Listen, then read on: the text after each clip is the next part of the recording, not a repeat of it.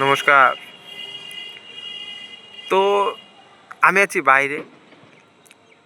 কালী পুজো কেমন কাটছে সবার সেটা বলো। আমি বাইরে থেকে এটাই ভাবছি যে বাড়িতে থাকলে কতটা ভালো হতো।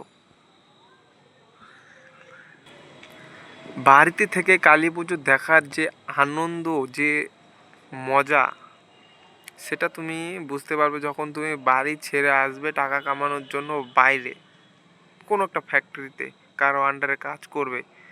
তখন তুমি বুঝতে পারবে টাকার কি মূল্য আর সময়ের কতটা দাম।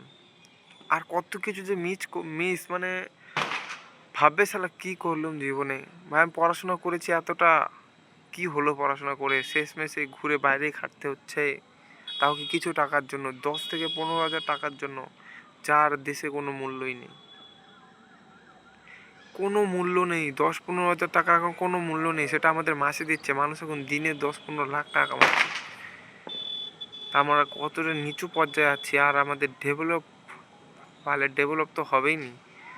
মানে আমরা কোন পর্যায়ে আছি সেটাও আমরা বলতে পারছি নে।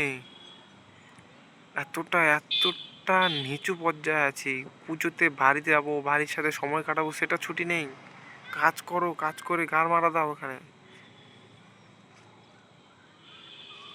কাজ করতে করতে জীবন শেষ। বাড়িতে আসবে কাজ করার জন্য, বাকি কোনো কাজ নেই। শুধু কাজ কাজ কাজ কাজ কাজ। যারা বাড়িতে আছো বাড়িতে থেকে কাজ করার চেষ্টা করো, বাইরে আসার কোনো চিন্তা করবে না, ঠিক আছে? ভালোভাবে থাকবে বাড়িতে, ফ্যামিলিকে সময় দেবে, পড়াশোনাও করবে না, পড়াশোনা করে ভালো হবে।